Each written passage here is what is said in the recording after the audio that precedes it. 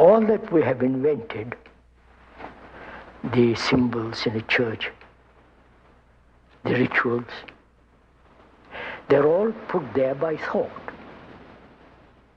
Thought has invented these things. Invented the Savior, invented the temples in India and the contents of the temples. Thought has invented all these things called sacred.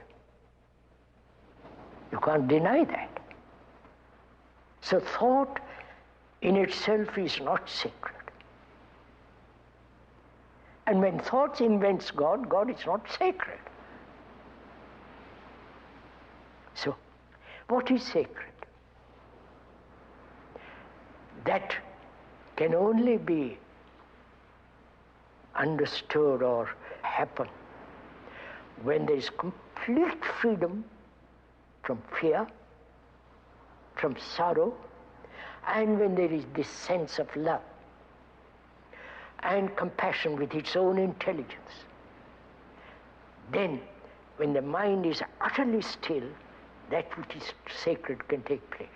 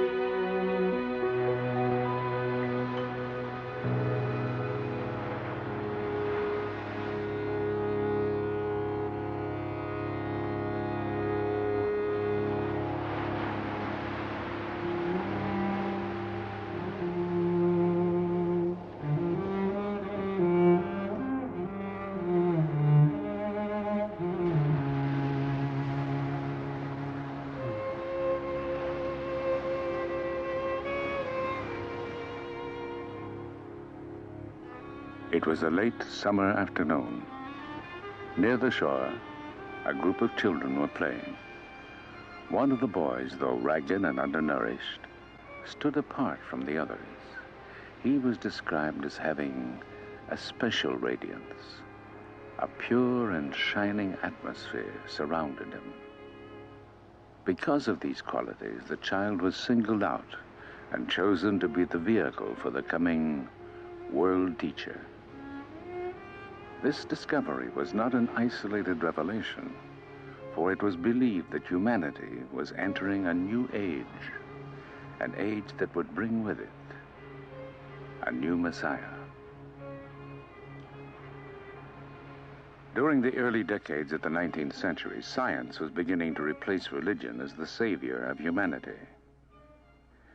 As the monolithic church splintered, new organizations emerged, offering a balance between science and religion.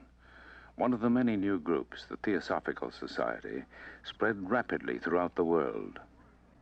Founded by Russian-born Helena Blavatsky and the American Henry Steele Olcott, its objectives were to seek truth in the ancient religions of the East, to investigate the unexplained laws of nature, and to promote universal brotherhood.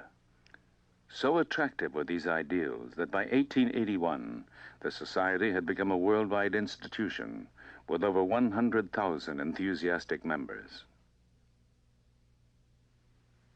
Helena Blavatsky was a deep student of metaphysical lore and was sought after by those who believed her to possess psychic powers. Derided by some as a charlatan, she was, however, a serious writer, and in 1888 published her greatest work, 2 tremendous volumes entitled The Secret Doctrine. Annie Besant, a young journalist, was asked to analyze the work for London's Review of Reviews. Turning the pages, she was dazzled by what she read. To her, disjointed facts were now seen as parts of a mighty whole, and the puzzles, riddles, and problems of her life seemed to disappear. Within weeks, Annie Besant made a lifelong commitment to Theosophy. This sudden step was not out of character for the impetuous Mrs. Besant. She was already well known to Victorian England as an orator, educator, energetic feminist, and a pioneer on behalf of the emerging labor movement. She organized a strike of match girls at Bryant and May's factory. Her sense of social justice led her to become a Fabian socialist along with Sidney Webb, George Bernard Shaw, and Ramsay MacDonald. After Blavatsky's death, Annie Besant became head of the society and the most influential force for the Theosophical ideal. It was she who forged Blavatsky's unwieldy philosophy into a popular movement. Many of the world's religions speak of a hero or savior who appears in a time of crisis to help mankind. In The Secret Doctrine, Blavatsky described how such a teacher would define truth in terms suitable for a new civilization. Over the years, this theme had been developing in Besant's mind. By 1900, she was convinced that the time had come for the reappearance of a great spiritual leader. Even now, she was lecturing in India, Europe, and the United States on the coming of a world teacher. Expectations were spreading throughout the society, and thousands thronged to hear her lectures. Charles Webster Leadbeater was another leading member of the society. He and Besant worked closely together and seemed to complement each other, as Alcott and Blavatsky had done years earlier. The year was 1909. C.W. Leadbeater had moved to India and was now living at Adyar, the Theosophical headquarters near Madras. Each day he would stroll with a group of friends along the beach on the Bay of Bengal. It was there that the young Jiddu Krishnamoorti was discovered. In spite of the child's thin, uncared-for appearance, Leadbeater saw a quality so remarkable that he announced that this Brahmin boy would fulfill the long-awaited prophecy. Krishnamurti was to be prepared as a vehicle for the world teacher.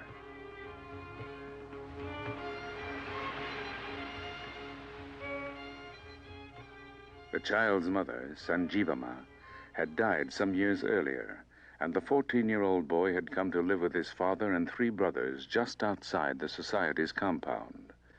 The dreamy boy suffered from malaria, and illness often kept him from school. He was unassuming and yielded easily to the suggestions of others. He seemed to live in another world, often oblivious to what was going on around him. There was a curious emptiness. Krishnamurti and his younger brother Nityananda were especially close, and when told of the opportunity of being prepared for great things, he refused unless Nietzsche could be with him. On November 27, 1909, Annie Besant returned to India and met the brothers for the first time.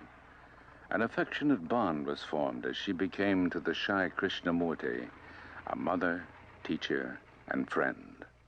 To Annie Besant, the responsibility for guiding the boy's future became a sacred trust. It was decided that the time had come to introduce Krishnamurti to the world.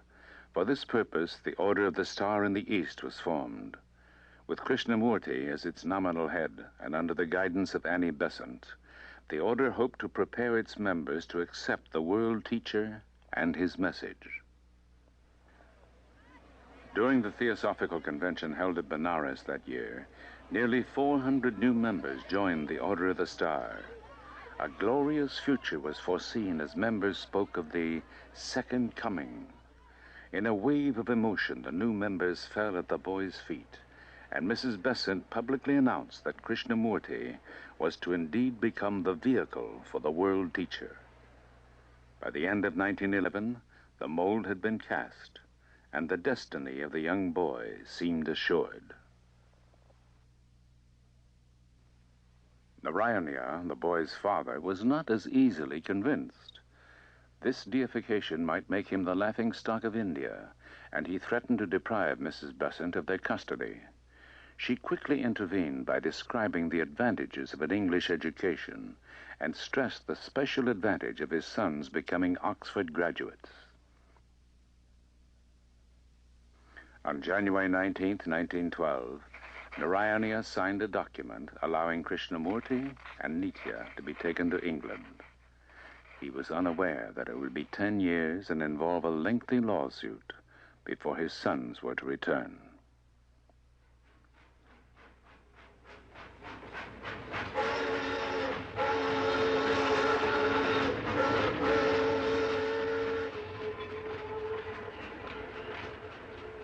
In England, news of their arrival spread quickly, and a large crowd was on hand to greet the party at Charing Cross Station.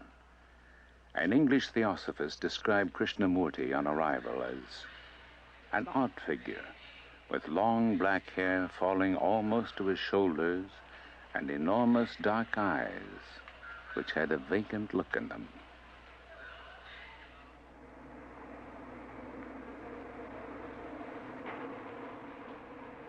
When I went to Europe for the first time, I lived among people who were wealthy and well-educated, who held positions of social authority. I walked about the streets, watching the faces of people.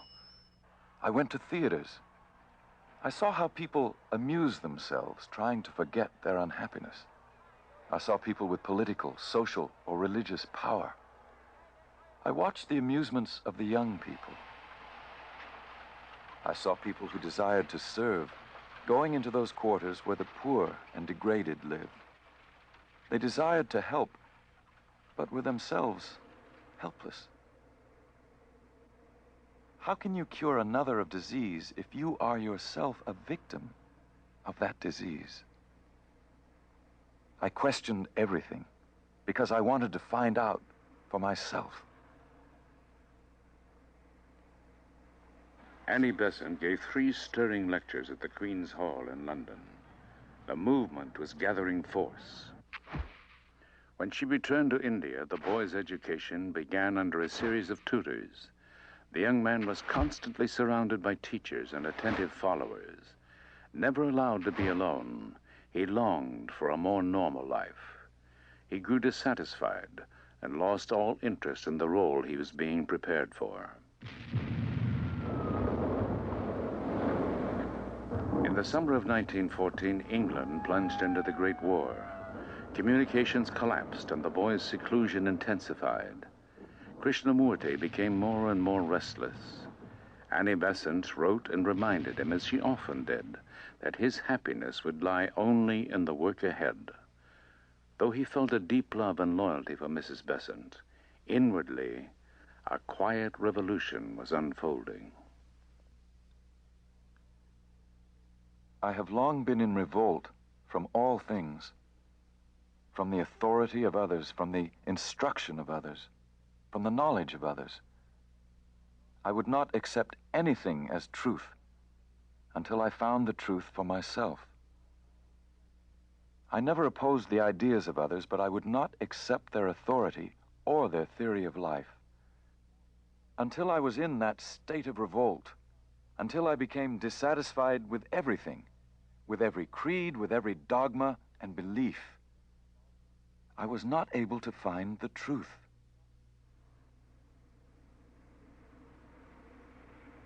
The boys worked hard to pass their college entrance examinations. Nitya had little difficulty, but Krishnamurti was a slow and indifferent student. To everyone's disappointment, it became clear that he would not be accepted by either Oxford or Cambridge. The close of the war in 1918 brought increased activity among theosophists. In India, Annie Besant was deeply absorbed in problems of education and political action. She was in the forefront of the struggle for Indian independence, along with Gandhi and others. But in her lectures, she continued to proclaim the importance of the world teacher and his message for humanity. Krishnamurti was maturing slowly, and after a 10-year absence from his native country, it was decided that his work would begin at Adyar. In late December, the brothers arrived in Bombay. For Mrs. Besant, the long-awaited day had finally come as the two brothers, who left as boys, returned as men.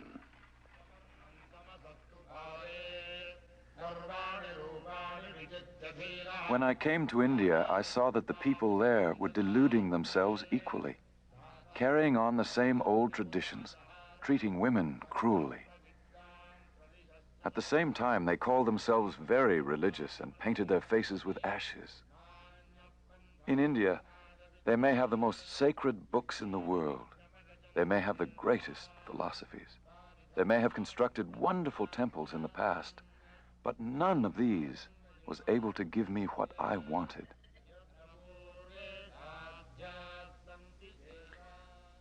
As head of the Order of the Star, the shy young man plunged into his work. He wrote numerous books and articles for Star publications. There were lectures to give and meetings to attend. The brothers undertook a heavy schedule, speaking in India, England, Australia, and Europe. These travels became a heavy strain on Nietzsche. He became ill and was diagnosed as having tuberculosis. California was suggested as having a healthful climate for consumptives and an ideal place for recovery. In the summer of 1922, the loan of a small cottage in the Ojai Valley brought the young men to America for the first time. Writing to Mrs. Besant, Nietzsche described their new surroundings. In a long, narrow valley of apricot orchards and orange groves is our home, and the hot sun shines day after day to remind us of Adyar. The Indians call our valley the Ojai, or the nest, and for centuries they must have sought it as a refuge. For a time, Nietzsche seemed to recover, but perhaps best of all, they were alone. Privacy had been a luxury denied them since childhood, but now in the silence of the valley, Krishnamurti had an opportunity to be with himself. He walked alone in the hills, climbing through orange groves and scrub brush. As the days passed, a strange uneasiness seized him. He became ill and complained of intense pain and suffocating heat. There were periods of unconsciousness as the strange process reached its peak. Agitated and feverish, he insisted on walking alone, but was urged instead to rest under a young pepper tree that stood near the cottage.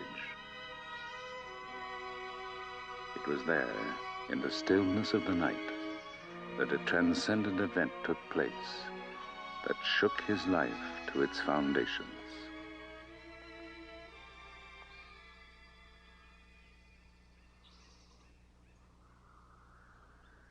I could feel the wind passing through the trees and the little ant on the blade of grass. I could feel the birds, the dust, and every noise was a part of me. I was in everything, or rather everything was in me. I was supremely happy, for I had seen. Nothing could ever be the same. I have drunk at the clear and pure waters of the fountain of life, and my thirst was appeased. Never more could I be thirsty.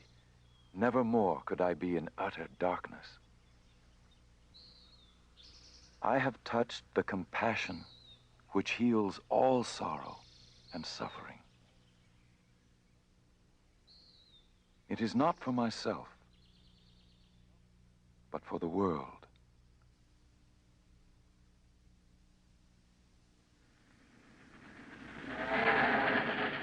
To describe his new perceptions, Krishnamurti embarked on a worldwide speaking tour.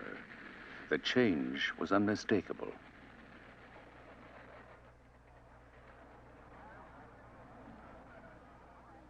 Everywhere, among all people, there is a search for something hidden, for some realization which will give greater knowledge, greater vision, greater understanding, and this the people call truth.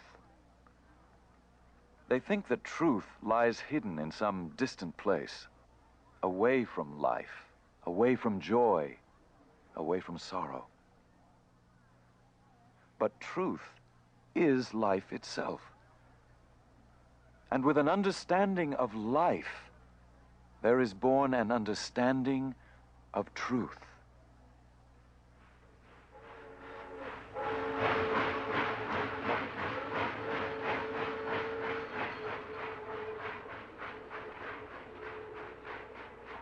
While traveling, a sudden hemorrhage brought back fears for Nietzsche's health.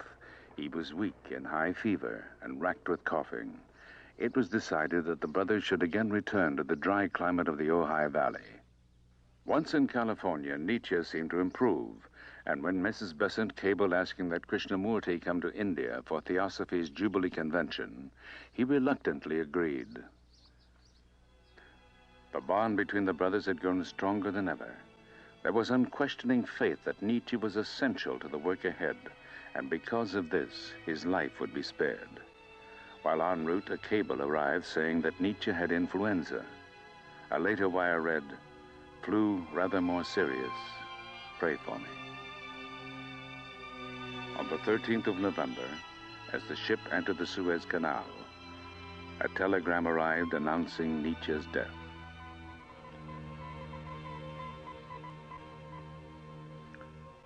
The news broke Krishnamurti completely. It did more. His entire philosophy of life, the implicit faith in the future, and Nietzsche's vital part in it all, appeared to be shattered at that moment.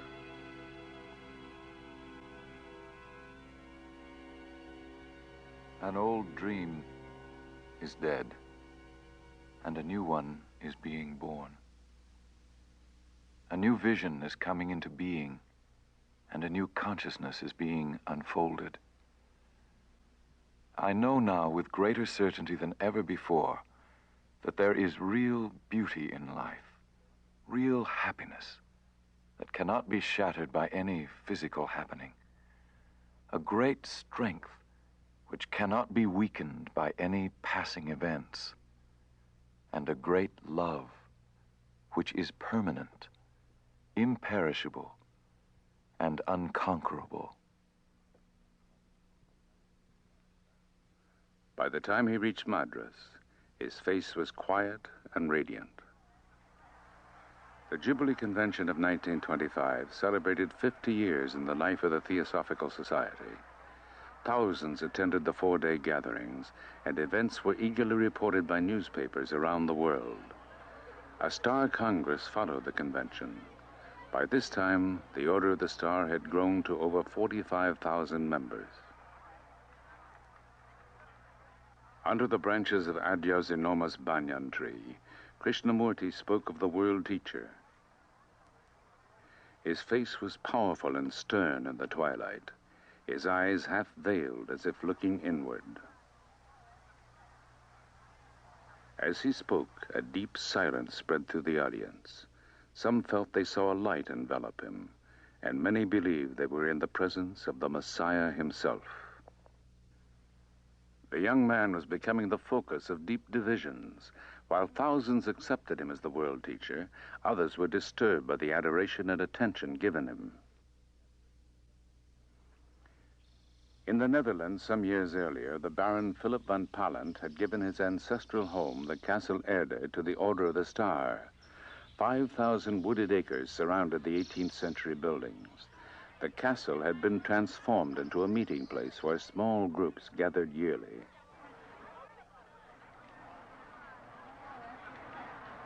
The change that was taking place in Krishnamurti was to intensify the following week at the Oman Star Camp of 1926. Close to the Castle Erde, the Oman camp attracted over 2,000 people of every nationality. There were huge tents for meetings and for meals. Lectures were given, and every evening Krishnamurti lit a bonfire and spoke to the gathering.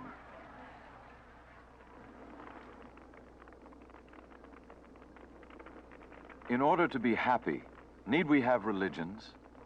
In order to love, need we build temples? Truth cannot be found in the dark sanctuary of temples, nor in the well-lit halls of organized societies. Neither can it be found in books, nor in ceremonies. Go down to the sea, where the breezes are blowing and the waves are breaking over each other. You want to gather and bind all that beauty into a narrow temple. Do not allow your mind or your heart to be bound by anything or anyone. If you do, you will establish another religion, another temple. You must not create little gods and worship at little shrines. Who wants to worship by the light of one candle when you can have the sun?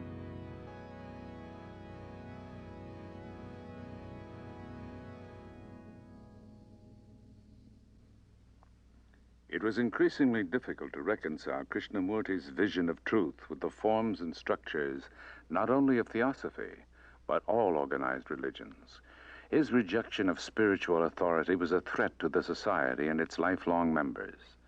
There was open hostility as the organization seemed to be pulling apart. Lines were drawn, as some stood firmly with him, while others clung to their cherished beliefs. Lady Emily Letjens, who had been close to Krishnamurti since 1911, shared the bewilderment that many felt. How strange it seems, she said, that for 17 years we have expected a world teacher, and now when he speaks, we are hurt or angry. He is making us do our own work, and that is the last thing we expected of him.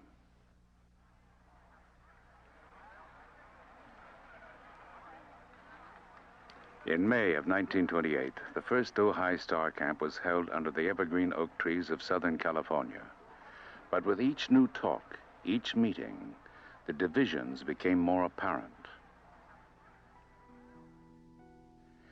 In failing health, Annie Besant was forced to cancel her public engagements.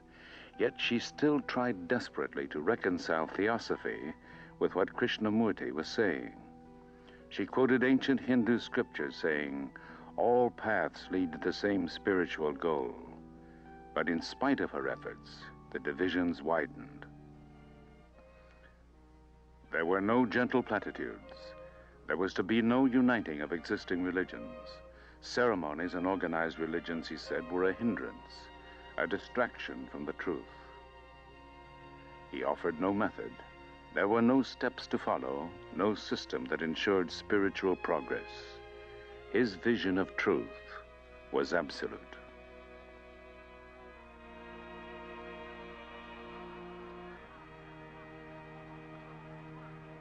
In the Netherlands on August 3rd, 1929, at the Omen Gathering, in the presence of Mrs. Besant and over 3,000 Star members, Krishnamurti dissolved the Order of the Star, freeing himself from all claims made for him.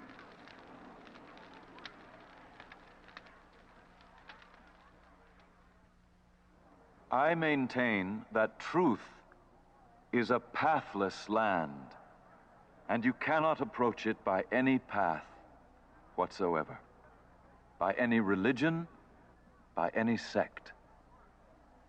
That is my point of view, and I adhere to that absolutely and unconditionally.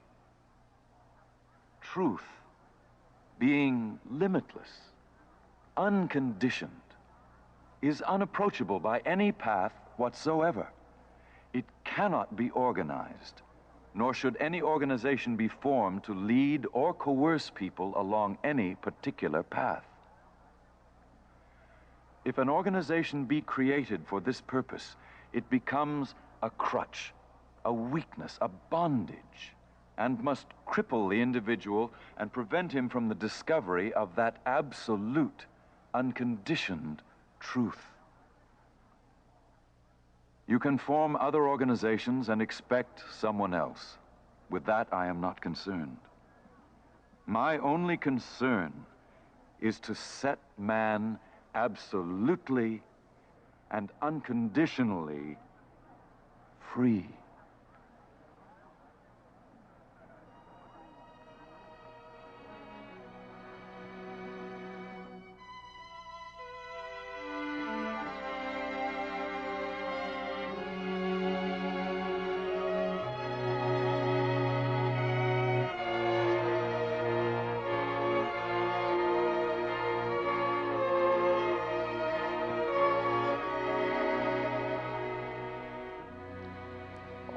religions have always said there is only our path, our savior,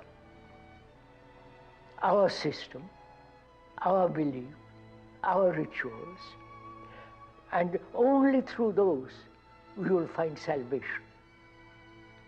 This has been the constant song of all religions.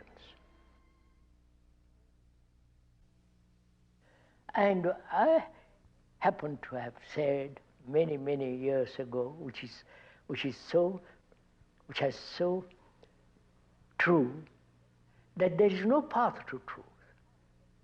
Truth, according to them, is a fixed point. And if it's a fixed point, you can have as many paths as you like. But if it's not a fixed point, it's a living thing, moving.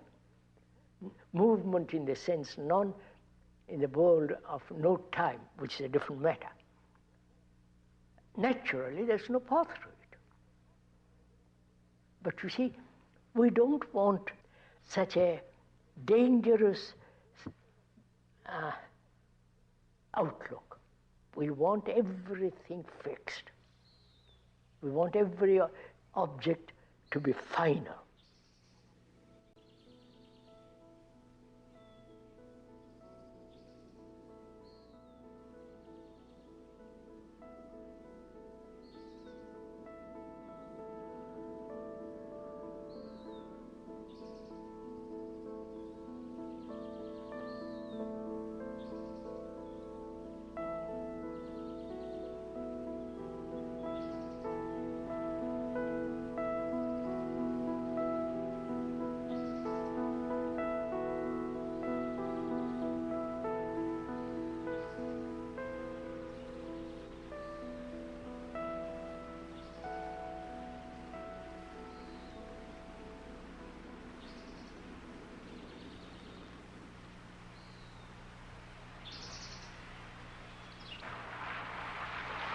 I'd like to go into the question of what does it mean that a human being should bring about a deep, profound change in himself. We're asking, is it possible to bring about a fundamental psychological revolution? Deep, abiding, irrevocable change, transformation. One has lived as a limited, contained, narrow individual. And it's very, very difficult to see the truth that you are the rest of mankind. That in you is the whole of man. That is, you as a human being is part of the world. You are the world.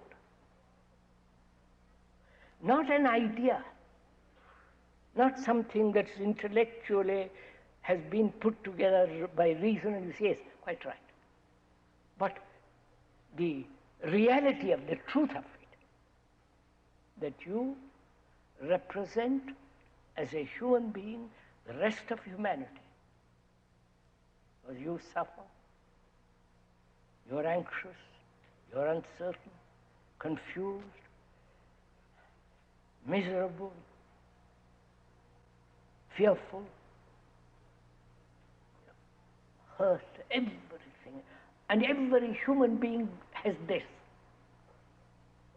So your consciousness is the consciousness of mankind. Now, is this possible for sorrow to end? If there is the ending of sorrow in one human being, who is the representative of all humanity, that ending affects the whole of consciousness of man. Don't accept what we are talking about. Find out, test it. That means you have to be free to observe.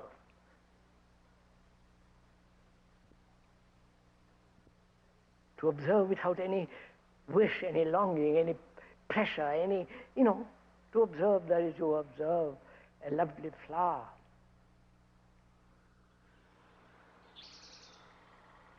I wonder why human beings throughout the world don't see this simple fact that you cannot possibly have peace on earth if you are nationalistically divided.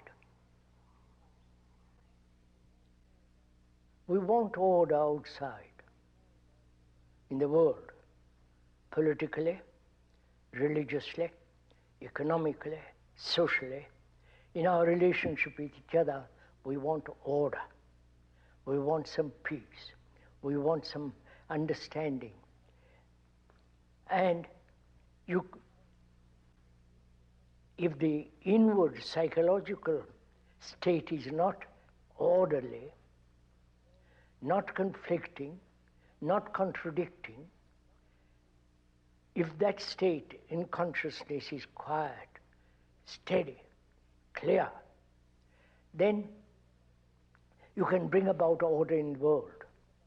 Now what we are trying to do is try to bring order legislatively, nationally, and so on, order out there in the world, which has been proved over and over again that totally brings about disorder. That's why we are saying, I'm saying that without inward order, that is inward order in consciousness, which is in a mess, which is in a contradiction, without bringing about order inwardly, psychologically, you cannot possibly have order outwardly. And the crisis is there. Within the crisis, national, economic, social, and so on. The crisis is not out there. The crisis is really inward. And we are unwilling to face that.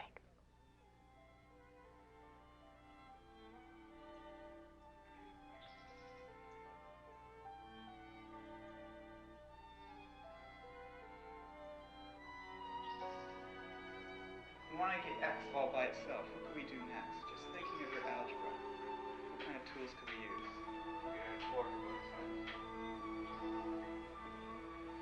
Okay, that's fair enough. What could we do? But see, we still have this X term here. What are we going to do with this?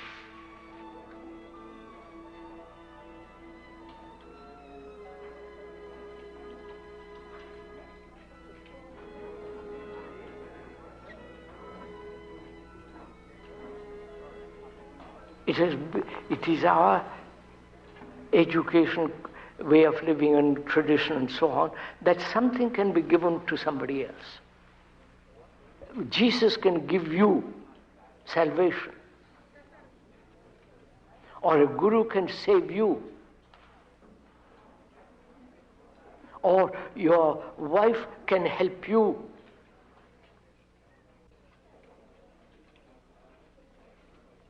That may be an old, worn-out tradition to which we are clinging. That may be a wrong approach altogether. You have understanding, and I haven't got it. And you are conditioned, you are conditioned in the idea that you can give it to me, right? That may not be the fact at all.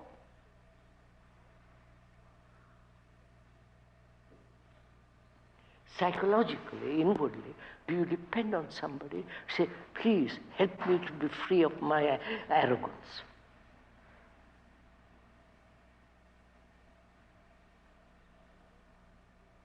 Or in your relationship, you see the arrogance in you is gone.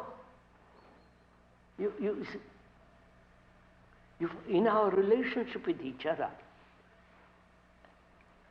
I'm observing myself, and in that observation I discover that I'm arrogant in our relationship. So I'm not dependent for you to point out to me my arrogance. I'm already aware of it. It's a tremendously important, sir. Nobody can give me intensity, the sense of beauty. I'm taking. Then I am on my own. You follow? Not isolated and all that. Then I have to work find out. In the very working of it, I've got the intensity. When I discard the tradition in which I've been brought up, that is to depend on somebody, and when I discard it, then I have to work it, right? Or I'll go down the drain, either way. If I discard that, I'm already free, I've already got this sense of energy, of intensity. Then I'm not dependent on anybody.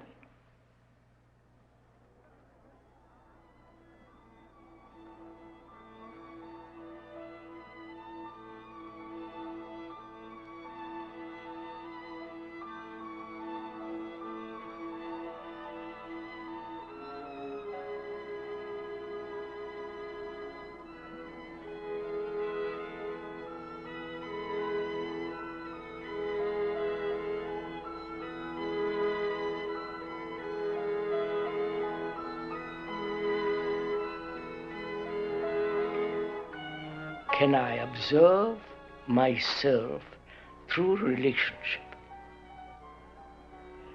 Can I know myself fundamentally, basically, all the reactions, all the nuances, the subtleties of myself in relationship? Now, one's relationship with another is based on memory. Right? Would you accept it? On the various images, pictures, conclusions I have drawn about you and you have drawn about me.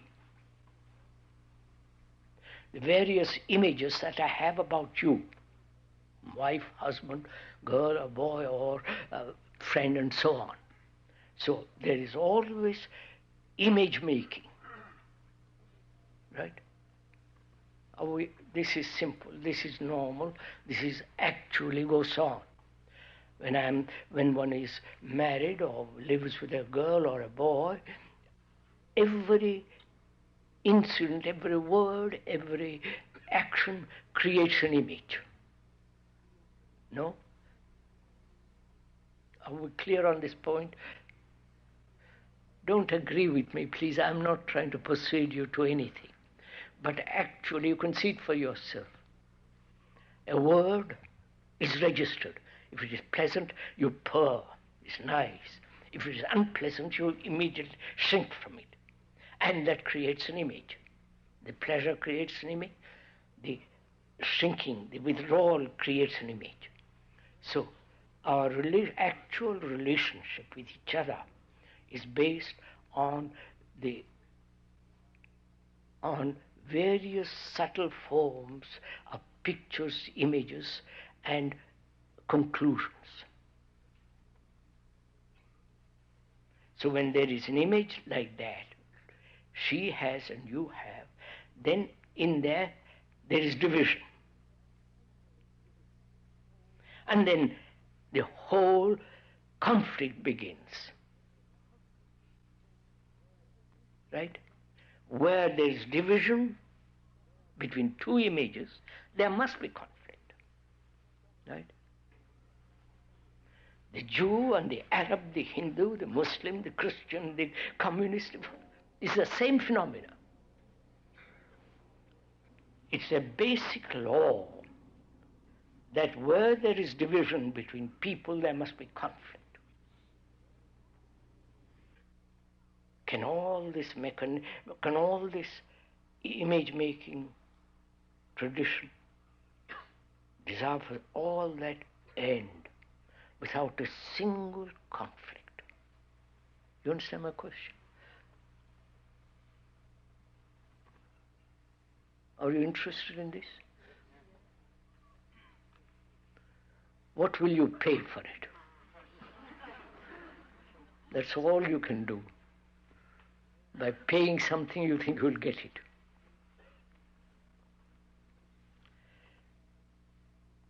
Now how can this mechanism of image making, not just image making, the desire for certainty, the tradition, the whole structure of that, can that end? Right? Are you asking that question?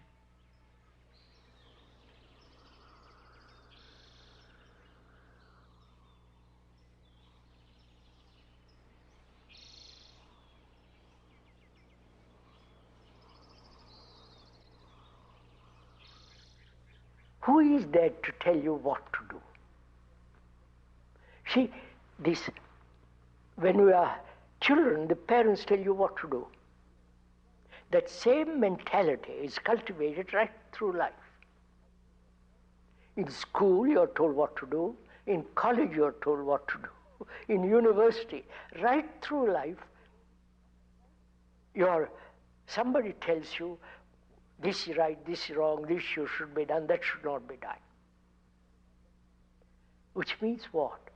There is no self-investigation. There is no saying, I am really the rest of mankind, but you are. Because every human being right through the world goes through a great deal of suffering, great deal of pain, great deal of anxiety, uncertain, confused, insecure, like you, like the rest of the world. We don't accept that. We think my suffering is totally separate from other people's suffering. And so we have this mentality that I must have somebody to tell me what to do. Right from the Pope down to the poor parish priest.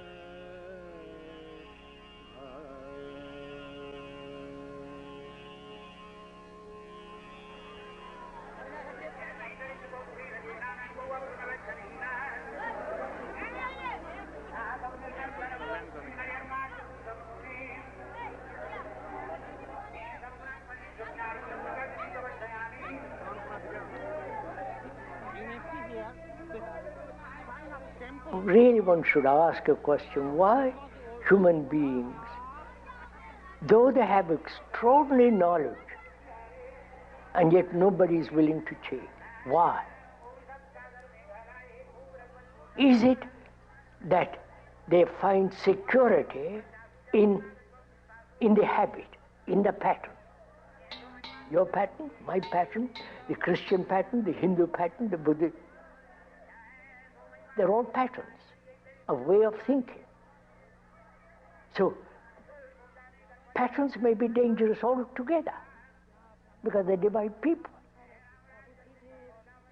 And religions have divided people.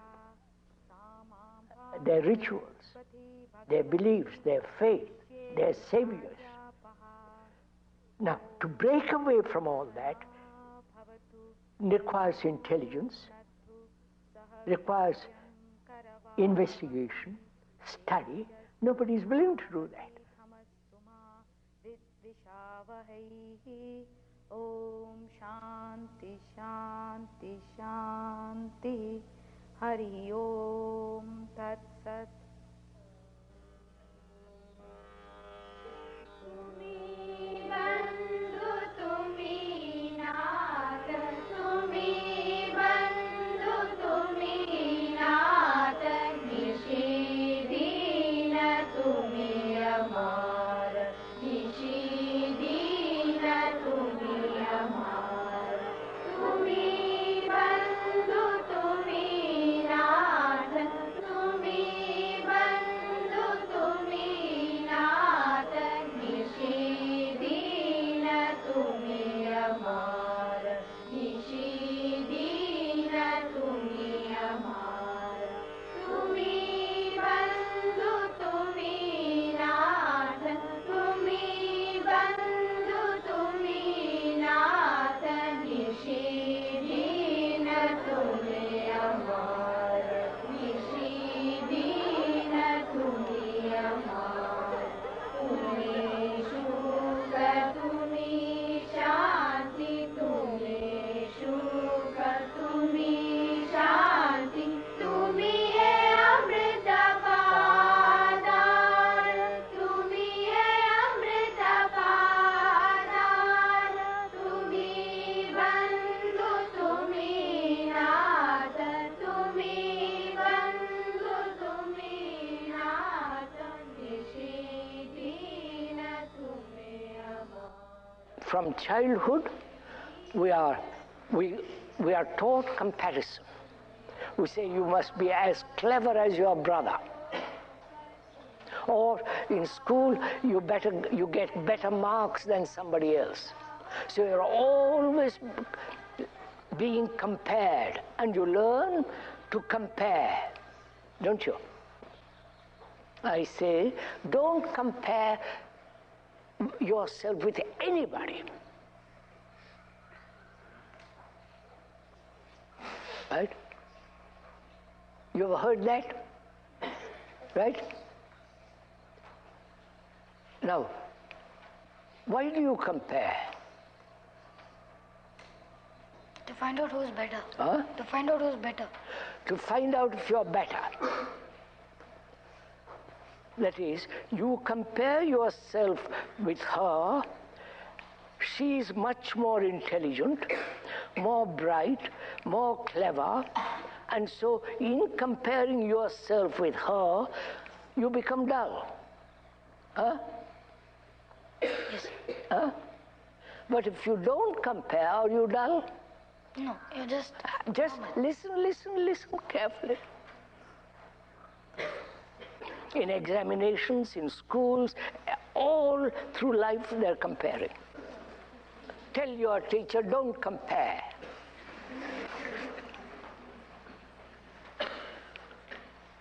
The relationship between the teacher and you, she knows more than you do, right? Academically. Academically.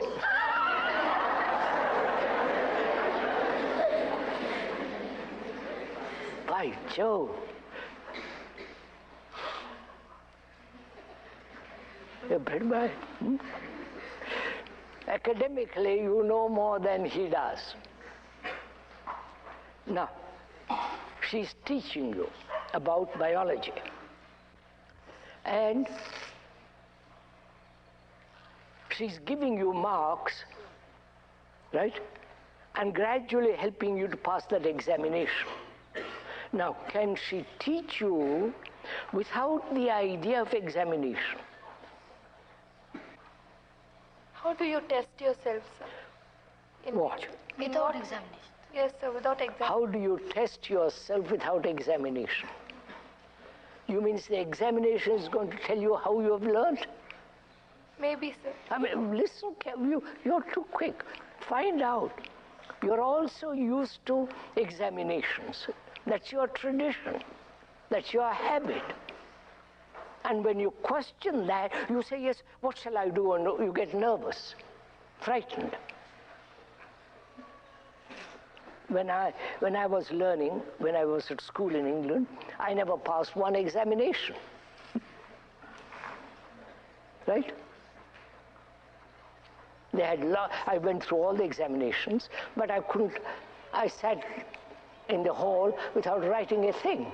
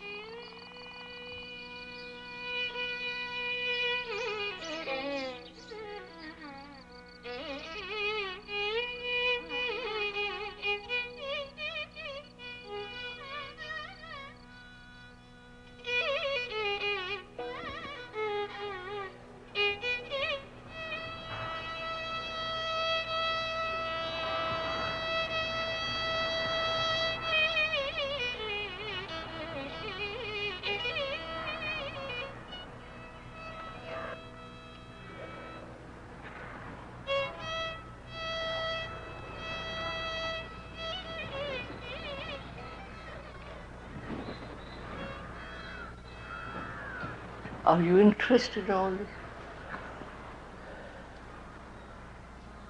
What do you consider is life?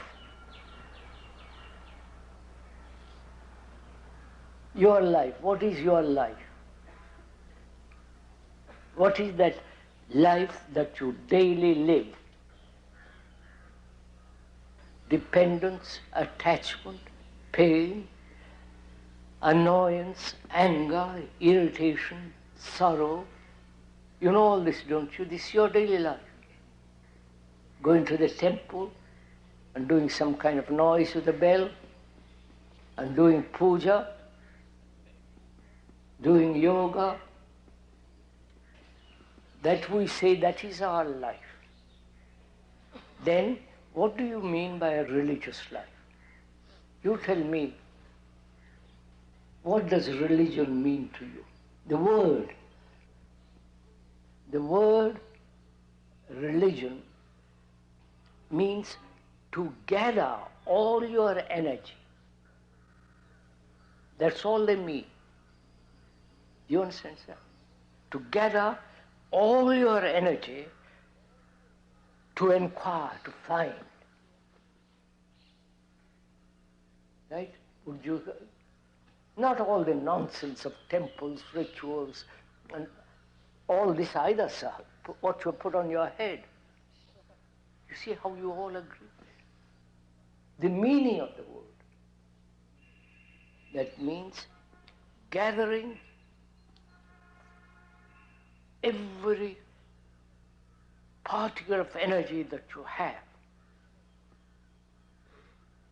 to inquire into what is truth and what is reality, to inquire into what is meditation, to inquire into why human beings live the way we are living, to inquire if there is an end to sorrow, to inquire into what is love, whether one can live without any effort and control all that is implied in that word. A religious life implies being a light to yourself, which means no outside authority. We are talking about having no spiritual authority. including me, the speaker.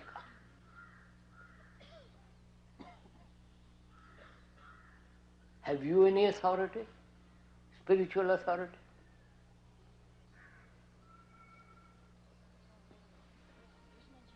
You have had various Guru Mahatma, Mr. Gandhi, and so on, all the way from the 6th, 5th, 4th, 3rd century, down to the present. And where are you, having been led for these thousands of years? Where are you? Or you want to be still led?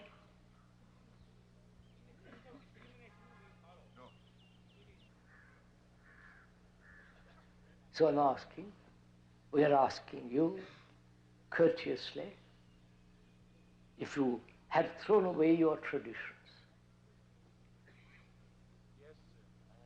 Traditions being nationality, your caste, your beliefs, your rituals, going to the temples, all that. Have you thrown it away? No? No. Then how can you find out what a religious life is when you are blind?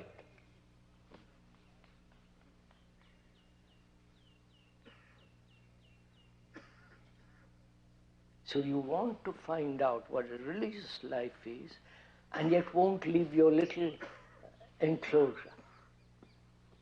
Right?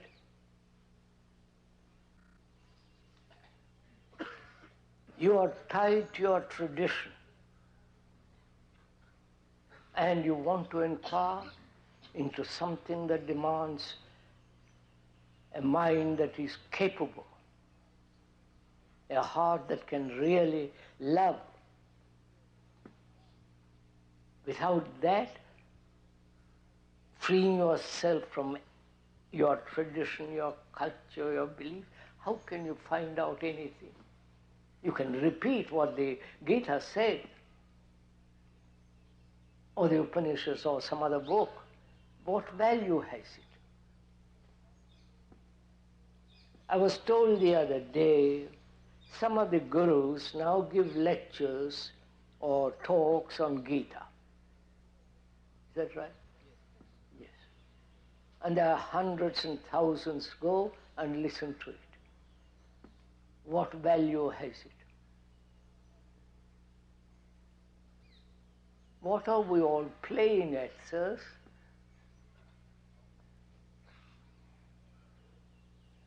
Apparently, one doesn't see one's own tragedy.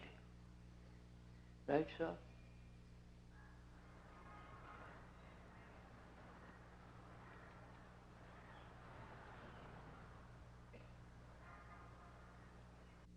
Psychologically, why should I accept what somebody else says? When I realize that I am the rest of mankind. Mankind is me. The me is the history of mankind, the book of mankind. If I know how to read it, I don't depend on anybody. So, can I, without distortion, without prejudice, without choice, be aware of the content of this book, which is me?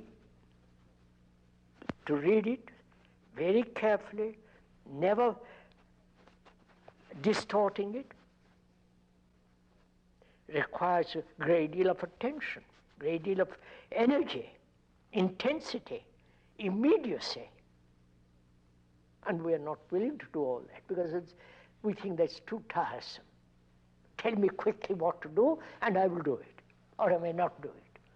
Generally, I may not do it. And I personally think that the psychological guidance by another, whether it is the religious guidance or the the guidance of the psychologists, is totally wrong because then you're making humanity into children. who have to be guided, told, encouraged. We are grown-up human beings after 5 or 10 million years.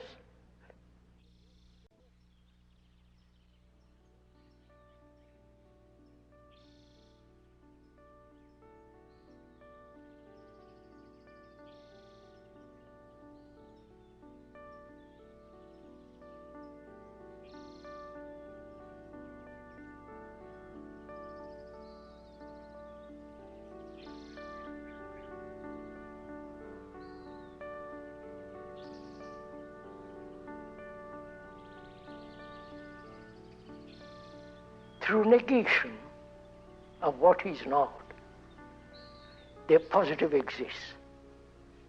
That is, love is not desire.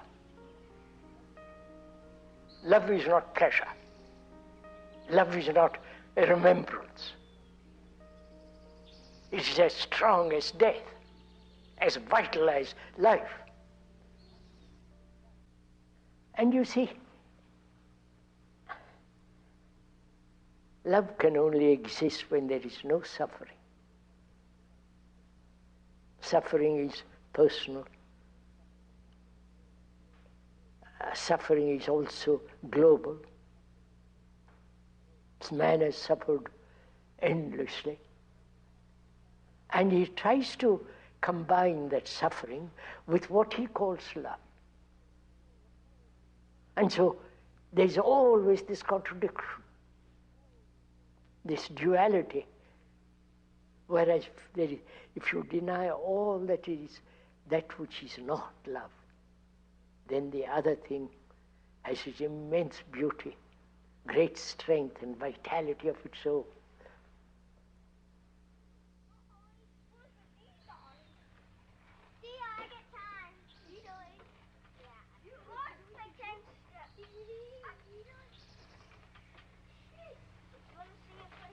Now, why do we have to learn mathematics, or why do we have to learn science? Because part of mathematics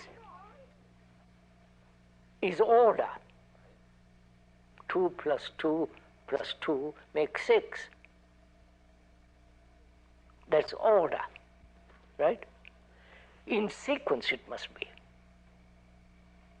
So mathematics, much more complicated and all that, is a series of sequences and order, right? Anybody know what's wrong with this tin? I do. It doesn't finish. It doesn't finish. Does everybody see where it doesn't finish? Yes. Where? Okay. Josh? Can you come up here and put in a tin at this space here? Civil War.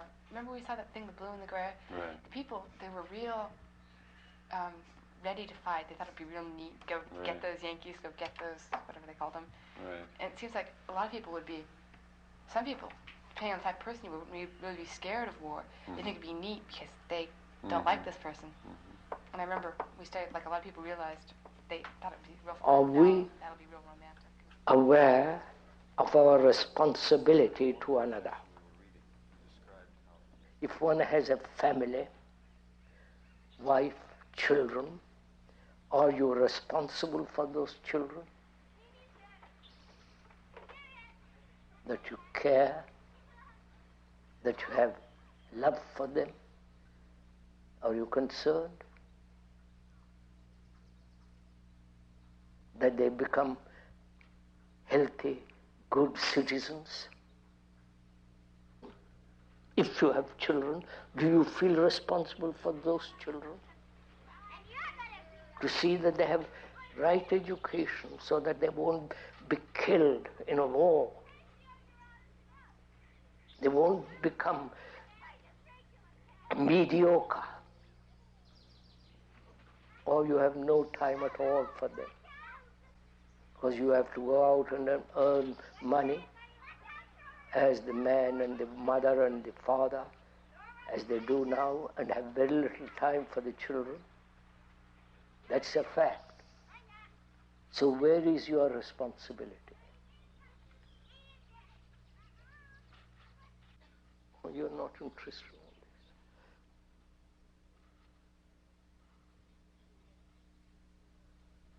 So one asks, what are you interested in? I think that's a legitimate question. You can talk about love, freedom, and the beauty of the sky, but there's only outside interest. But basically, what are we interested in? That's right. You are interested in yourself, right? Which are perfectly right. Each one is interested in himself. On that, our society, culture, religion is based, right? Each one interested in himself, his progress, his expression, in all the rest of it.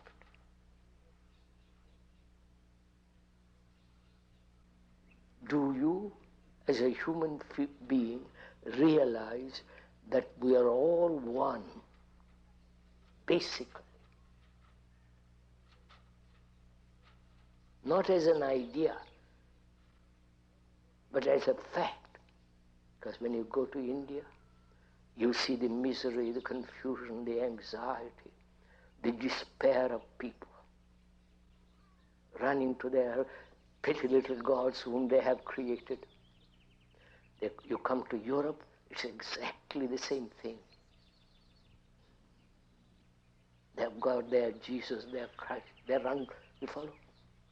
You come here, it's exactly the same. You understand, sir? First, to realize, not verbally, but in your heart, in your blood, in your whole thinking, that human beings right through the world go through the same agonies that one goes through. The loneliness, the despair, the depressions, the extraordinary uncertainty, insecurity, whether they live 10,000 miles away or 2,000 miles or here. They're all psychologically bound together. If one realizes that profoundly in your guts, in your blood, in your heart, in your mind, then you are responsible.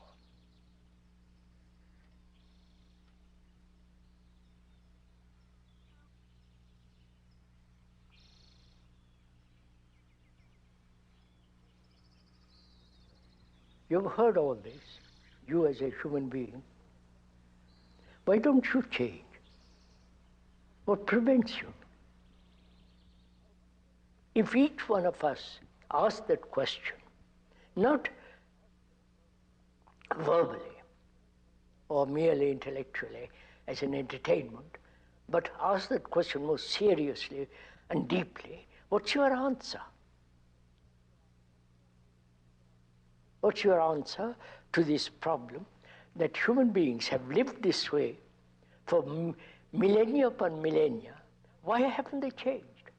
Why haven't you, who are listening now, why haven't you changed? You know, if you don't change, what's the consequences are? You'll be nationalistic, you'll be tribal, insular, isolated, and therefore having no relationship globally, fighting, building up more and more armaments, destroy each other. Now, why don't you, if you are at all serious in this matter, why don't you ask yourself that question? Why am I, a human being who have been through all this, why haven't I changed? What would be your answer? After all, life is one. One global unitary movement. So, in the same way, our consciousness is common to all mankind. Now, if I radically change surely it affects the rest of the consciousness of man. Now, why don't you change?